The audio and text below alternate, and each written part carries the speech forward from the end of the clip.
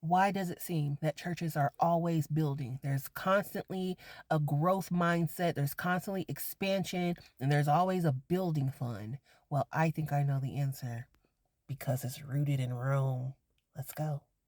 So let me break down the imperial DNA embedded in church structure, okay? So the ideology of expansion equals righteousness. So the Roman Empire said, we bring civilization, law, order, and expansion is progress. The Catholic Church, we bring salvation, Christianity, civilization.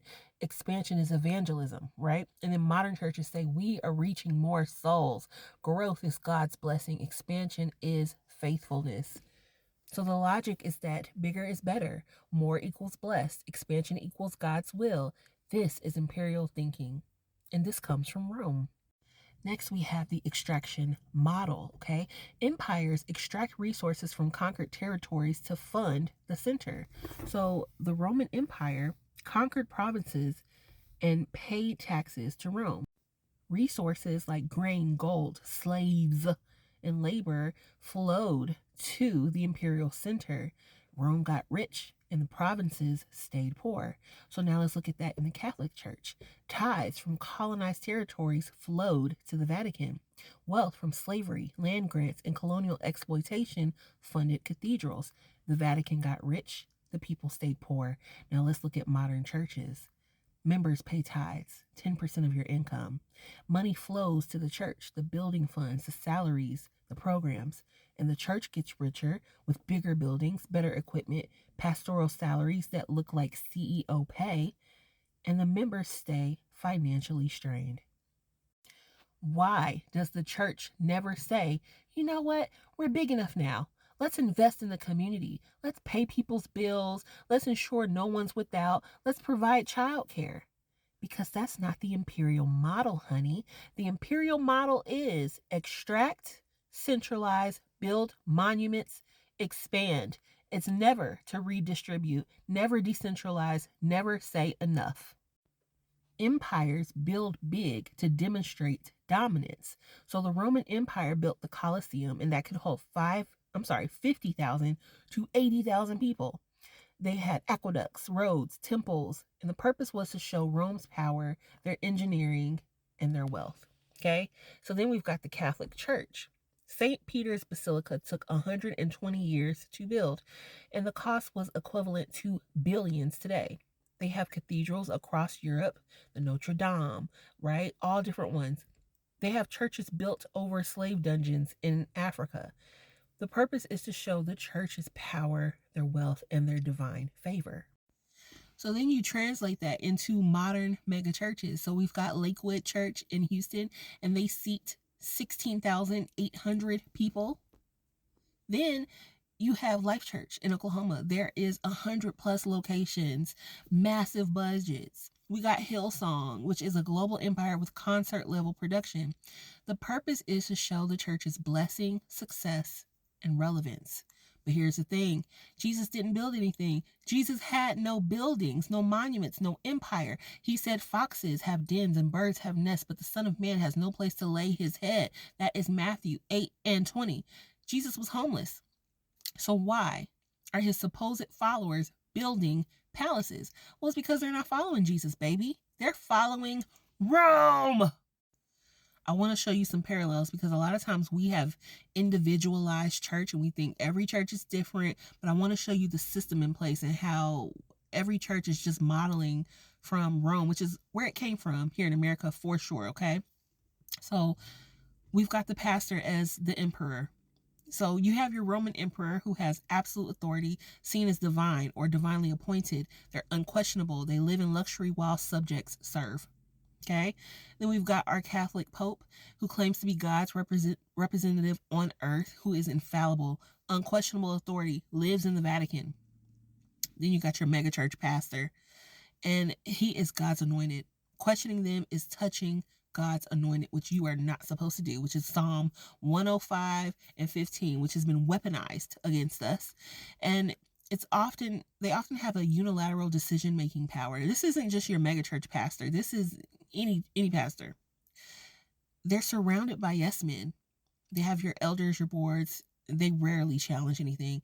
And your pastor lives in luxury. They have mansions, private jets, six-figure salaries while their members are struggling. And an example of that is Joel Osteen at Lakewood Church, who lives in a $10.5 million mansion. His net worth is $100 million.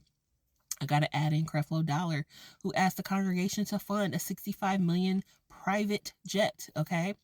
T.D. Jakes, massive wealth, multiple properties.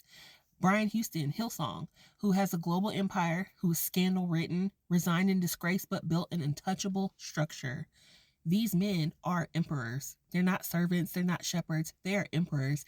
And with empires funded by the tithes of people who cannot pay their rent.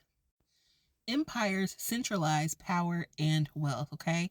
Your Roman Empire said all roads lead to Rome, all wealth flows to Rome. The emperor controls everything. The Catholic Church says all authority flows from the Pope. The Vatican is the center. Bishops report up the chain. And your modern churches say the pastor is the center, staff report to the pastor, money flows to the church, decisions are top down. And just like empires, the people at the top benefit while the people at the bottom serve. The pastor gets a salary, the musicians might get paid, everyone else volunteers for free. Their labor builds the empire, but they don't own it, they don't control it, they don't benefit from it. Same as peasants in the Roman Empire. Same as colonized people under the Catholic Church. Same extraction, same hierarchy, same exploitation. So again, churches are never going to say, we're big enough. Let's invest in the community instead of expanding. And the reason why is because growth equals God's blessing, which is imperial theology. And in imperial Christianity, growth is proof of God's favor. So a big church equals God is blessing us, and a small church means something's wrong. So pastors are incentivized to grow at all costs because growth justifies their leadership, their salary, and their authority. If the church isn't growing, the pastor must be failing. This is Roman imperial logic: expand or die. American Christianity has fused with capitalism, and capitalism says growth is mandatory, profit is the goal, expansion is success, competition is natural, bigger is better. So churches operate like corporations: growth targets, marketing campaigns, customer experiences, right? They got their branding, their franchising. Pastors are CEOs, church boards are corporate boards, members are consumers. And just like corporations, the goal is endless growth and profit and not community care. And honestly, these buildings generate dependency because it creates a cycle. You build a big building, you need money to maintain it, you need more people to give more money, and you need to expand to get more people, and then repeat. So it's a treadmill. And once you build a monument, you are trapped. You can't scale down, you can't say enough because the building demands constant feeding. You got your mortgage payments, your utilities, your maintenance, your staff salaries. So the church has to keep extracting from members to sustain the empire, just like Rome had to keep conquering to sustain itself. And if we're going to be honest, megachurch pastors live like emperors. They got big salaries, big book deals, speaking fees, influence, fame. Why would they scale down? Why would they say, let's stop expanding and just serve our community? Because that would mean a smaller budget, smaller salary, less influence, less fame, less power. And empires don't voluntarily shrink. Emperors don't voluntarily abdicate. So pastors keep building. The structure is the Roman Empire, the Roman Catholic Church, your Protestant denominations, your modern megachurches. It has the same DNA: the centralized power, extraction of resources, monuments to power, expansion as righteousness, emperor, pope, pastor as supreme authority. The people serve the institution. It's Rome all the way down. And until churches reject this model, they'll keep acting like empires. They'll keep building bigger, extracting more, consolidating power, neglecting the people, because that's what empires do. So churches are doing exactly what they're supposed to do. They are honoring their ancestor, which is Rome.